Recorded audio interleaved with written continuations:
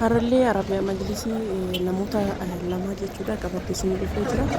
Lachiyyuu migirii 12 jechuudha. Maashaallah baay'ee bareeda akkasiin jaallattan abdii guddaa isinirraa qaba.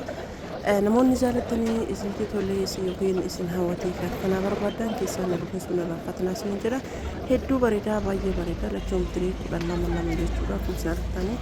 Assalamualaikum warahmatullahi wabarakatuh. Mashallah kabune jaallatamtootaa fi kabajamtoota uummata Oromoo bira jirtu bakkuma jirtanitti. Nagaa fi kabajaan kiyyaa kan inni qulqulluu maddee isin biraa jiraatu isiniin jira. Akkam nagaa jirtu an nagaa jira alhamdulillahi bakka nagaa jiraattan isiniin jira. Asumaan warroonni haaraa taatan viidiyoo kiyya kana saskiraayib godhaatii yeroo hundayyuu akka inni gadhiisu jechuudha. Viidiyoon babbareedaan wantootni garaagaraa akka isin bira dhufuuf isin gargaara saskiraayib godhaa isiniin jira. Warroonni immoo maamila kiyya taatan hiriyoota keessanii sheer gochuudhaan akka isin wajjin qoodaman taasisaa isiniin jira. Isinillee fayyaduu baatu hiriyoota keessan waan fayyadu jechuudha. Dirqama yoo isin bitattanii hiriyoonni keessan kan bitan waan jiraniif jecha sheer godhaa isiniin jira. Carqiin kan argattan kun carqiin argaman geessisu carqii baay'ee bareeduudha argatanii hedduu bareeda jechuudha. Akkasuma migirii 12 jechuudha. Akka isin jaallattan abdii guddaa isinirraa qaba. Isinillee hiriyoota keessaniif sheer gochuudhaan akka isin wajjin qoodaman taasisaa isiniin jira. Akkasuma argattan kana diizaayinii ajaa'ibaatii fi carqiin itti hojjetamallee carqii ajaa'ibaa jechuudha. Diizaayinii kunillee baay'ee bareeda. Carqiin isaa carqii hababaati jechuudha. Argitanii hababaa qaba jechuudha. Hedduu bareeda maashaallah baay'ee bareeda jechuudha. Namni kamuu fedhiin nama kamiyyuu garaagaraa garuu kunillee baay'ee bareeda waan ta'eef hin jaallattan jedhee waan isaa jechuudha. Baay'ee waan bareeduuf jechuudha. Sababni isaa karareen bifti akka bifa bulee jechuudha. Karareen baay'ee bareeda hababaa isaa argitanii osoo soofichaan illee hojjetamee baay'ee waan nama dabbaru miti garuuyyuu karariin ammoo yoo lama ta'ee baay'ee bareeda. Hababaa qaba jechuudha. Garuuyyuu haa ta'u malee as biratti jechuudha ammaas seetanii wanta tokkotu jira. Carqiin hanga fedhee bareeduyyuu jechuudha. Hanguma fedhe carqiin bareeduyyuu yoo kararii yoo of keessaa hin qabaatin kararii tokko jalichaadha yoo ta'e baay'een bareedu jechaadha. Yoo kararii lama ta'ee bareeda. Kararii lama yoo ta'e caalatti bareeda. Kararii tokko illee hin ta'a jechuudha. Fakkeenyaaf amma bulee kana jaallattanii kararii bulee kana qofaan illee godhuu hin dandeettan. Akkasuma barruu kana daalacha kana jaallattan daalacha kanaan godhuu hin dandeettan. Keessumaanuyyuu garuu kararii yoo lama ta'e bareeda. Kararii lama yoo ta'e hedduu bareeda jechuudha. Dhugaa dubbachuuf Arabiyaa kana baay'ee jaalladhee jira.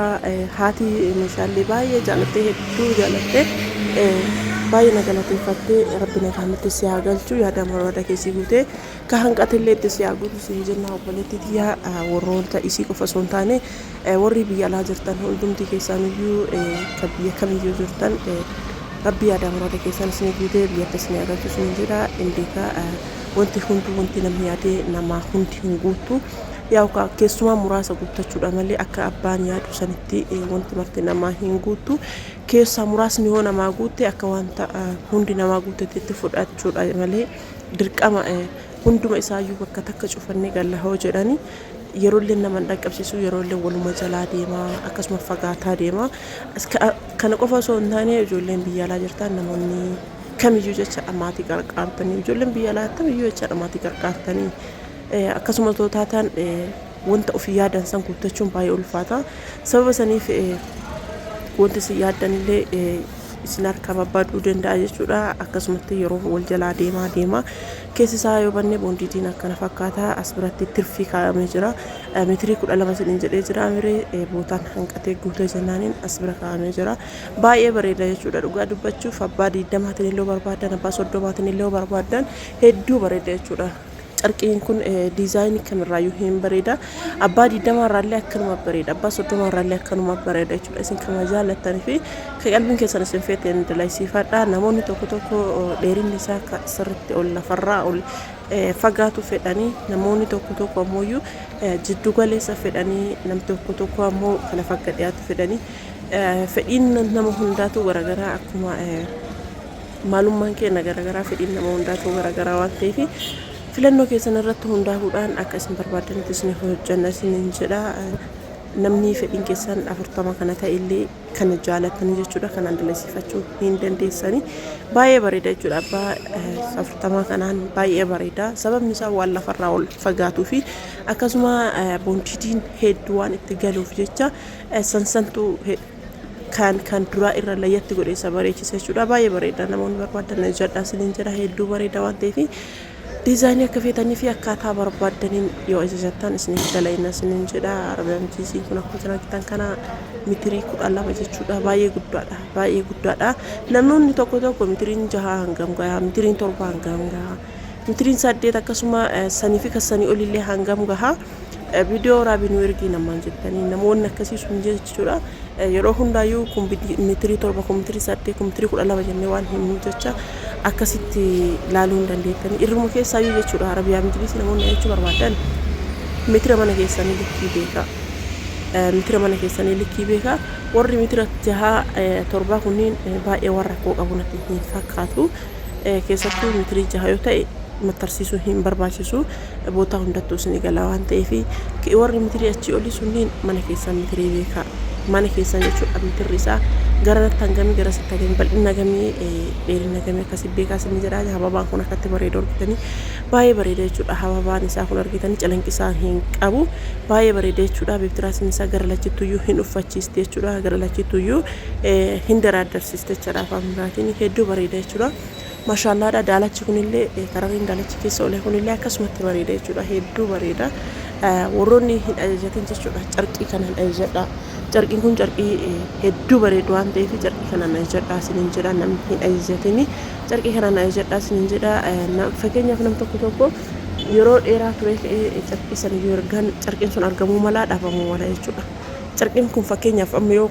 dhumate booda ganaa soqama dhufuu malaa dhufuu dhabuu mala jechuudha sababa kanaaf jecha viidiyoo gadhiisuu sanirratti carqiin isin jaalatte yoo jiraate daddafaatii ajajadhaa isiniin jedha lafarra harkisina kana qofa osoo hin taane arabiyaa majlisiin gatiin isaa yeroo irraa yerootti dabalaa deema jechuudha akkuma isin beektan yeroo irraa yerootti dabalaa deema gatiin isaa dhaabataa hin jiru baay'ee oddadaara waan ta'eef arabiyaa majlisiin sabasanii fi namoonni jechuu barbaadan daddafaa jedhaa isin jedha fakkeenyaaf arabiyaa majlisii kana kan ittiin baasee 13,500 baasee mitirii takkatti jechuudha amma achiraayyuu dabaleera jechuudha gatii gaafa duraa irraayyuu dabalee jira jechuudha 13,500 irraayyuu dabaleera akkasuma immoo inni kunillee abbaa 12 lammaffaadha jechuudha arabiyaa majlisiin nama lamaati isin jedhee jira inni kunillee lammaffaadha kunillee mitirii 12 jechuudha mashallah mitirii 12 baay'ee guddaa akka ta'ee fi bal'ina akka qabu jechuudha namoonni mitirii 12 jettan namoonni saaloonni keessan baay'ee bal'aa ta'e jechuudha mitirii 12 galfattanii bootaan tokkoyyuu osoo tirfiin hafin arabiyaa majlisii galchitanii ergasii tiibistaandii fi biffee qofa boota rakabuutii qofa hambifattanii yoo galchitan ajaa'ibatti bareeda manni sun mashallah isiniin jedha manuma arabaa ta'a jechuudha hedduu bareeda keessumaayyuu manni arabiyaa majlisiin keessa jiru hin bareeda bakka namatti tola yoo gabbahanii ol deebi'an namaa yoo bareedu jechuudha akka mana gammachiisa ani garuu gara kiyyatti nyaadhee quufee bashannanuu irra manni kiyya yoo akkasii bareedu qalbiin kiyya bakka raahaa argatti hedduu namatti tola jechuudha namni fedhiin nama kamiyyuu akkasuma jedhee yaada keessattuu warroonni shamaraa jechuudha wanti akka mana hiqaa manaa wanti akkas nu gammachiisu hin jira jedhee hin yaadu jechuudha kana ana qofa osoo hin taane shamaruma hundumaa akka jechillee akkasuma jedhama yeroo baay'ee meeshaa mana keessaa kana kabitu dubartiidha baay'ee namatti tola jechuudha manni namaa yoo akkasitti bareedee yoo dadhabanii ol sinanillee qalbii namaatti bohaartii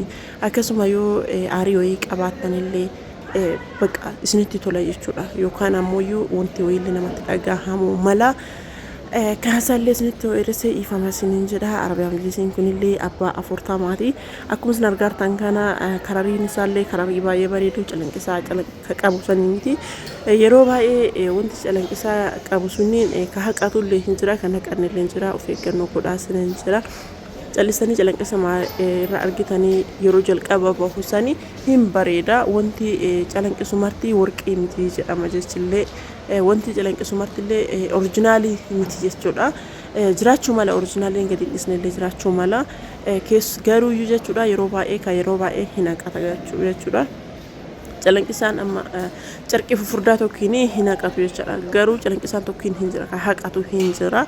Isa san of eeggadhaa sin jedha. Meeshaan kun meeshaa birrii xiqqaa osoo hin taane meeshaa birrii gurguddaati. Wanta yeroo biraa deebisanii jijjiiruu maluu miti jechuudha. Ilmi namaa yeroo takkatti tanaayyuu akkatti hojjechiifatuu fi wantoota baay'ee irraa wanta isa barbaachisu osoo jiru waa baay'ee irraa itti cinqamee irratti of qabee irratti dhiphatee dalaysiifata. Yeroo biraa immoo deebisee dalaysiifatuun baay'ee ulfaata jechuudha. Wanti hin qabneyyuu baay'ee jira. Osoo qaban ammoo waan biraa dabalata irratti soquu isaati. Wanti hin qabneyyuu baay'eetu iyyuu jira jechuudha. Kana waan ta'eef yeroo maduraa san carqii sirriitti qalbiin keessan isin yaadde filadhaati. Ofii keessanii ofii mari'adhaati. Nama osoo hin taane ofii keessanii ofii mari'adhaati. Waan qalbiin keessan isin jaalattu yoo ajajattan waan ofii jaalattan waan ta'eef yeroo kamuu isin salacha'u yookaan yeroo kamuu isin jibbisiisaa hin deemu. Garuu filannoo namaa irratti hundaaftanii filannoo namaatiin meenaa filadhaa jettanii gaafa ajajattan ammoo fakkeenyaaf fedhiin kiyyaa fi fedhiin keessan garagara waan ta'eef wanti kun yeroo saniif isinitti tolee yeroo booda yoo isin jibbisiisu ta'e jechuudha. Jijjiirraan isaa hin jijjiirama. Garuu birrii baastanii birrii biraa baastanii jijjiiruun baay'ee ulfaata. Keessattuyyuu gara biyyaa erga galtanii booda jijjiirachuun baay'ee isin ulfaata. Warroonni meeshaa osoo hin bitatin jechuudha biyyatti gallee erga gallee booda bitan yoo jettan baay'ee isin ulfaata. Wanta sila bitachuu qaban haa xiqqaatu haa guddatu osuma achi jirtan osuma farka qabdan osoo bitattanii wantoota barbaadan guguuttattanii irraa bareedaa waan ta'eef maaliif jennaani guyyarraa meeshaaleen dabalaa deema. Wanti bakka san taa'ullee hin jiru. Akkas isin jedha. Kanammoo fedhii keessan irratti hundooftanii waan qalbiin keessan hin jaalattuu fi fedhii keessan hin beektan jechuudha. Waanuma hundayyuu akkasitti fedhii keessan bitachuu dandeettan jechuudha. Fakkeenyaaf wanta an jaaladhu namni biraa hin jaalatu. Kanaaf jecha wanta namni isin marate booda deebisanii jibbisiisuu danda'u kaasin dabbaruu danda'a waan ta'eef filannoo keessaniin hojjechiifadha. Wanti filannoo keenyaan goone kamuu nu dabbaru jechuudha. Yeroo kamuu nutti jijjiiramu numatti tolaa deema malee keessattuu fedhii keessan wanta fedhiin keessan qalbiin keessan fedhasa yoo gootanii yeroo kamuu isin jibbisiisu isin jedha. Argamsiiseen kun akkuma isin argartan kana abbaa 40 kunillee sunillee abbaa 40 lafarra ol ka'umsa isaati jechuudha. Abbaa 40 jechuun maali namoonni jechuu dandeettan? Abbaa 40 jechuun lafarra ol dheerinni isaati jechuudha. Lafarra ol dheerinni isaa abbaa 40 kinootiin mitiriin takkatti eessarraa keessa akka dheeratu isin mul'isaa jechuudha. Boonditiin isaa boondidii maaladaa tokkoffaa orijinaalii jechuudha. Kashakii takka illee hin qabne mitiriin tokko bakka baqaa'in isaa gahu kanatti kadhaabatu mitirii kana takkatti 13,500 dalaysiisa jechuudha. Garuu bubbuleera waan isin garramu bubbulee jira jechuudha. Har'a gatiin isaa asirraa dabalee jedhaa jiranii jechuudha. Namoonni barbaadan keessan yoo dubbistan wanta jiru hundaayyuu waliin haasa'uu dandeenya jechuudha. Arabiyaa Majlisii kaleessa gadhiisan keessatti boota sagalee saayilentii boota hojii waan ta'eef sagalee saayilentii irra godhee boodatti isiniif sagalee qaba jedhee yaade garuu hin irraanfadhe. Yeroo tokko wanni akkasii waan nama mudatuuf namoonni barbaadan irra deebi'ee isiniif sagalee isaan irra deebi'ee viidiyoo sana akkasumas deebi'ee isiniif hojjechuu ni danda'a isiniin jedha. Maashaallah akkana fakkaata walumaa galatti Arabiyaa Majlisiin kennaa irraa kun akkana fakkaata jechuudha. Baay'ee bareeda hin jaalatamee abdii guddaa qaba. Namoonni barbaadan keessan dubbisuun irraanfatinaa isin jaaladha. Horaa bulaa geebanaa isin jedha nagaatti.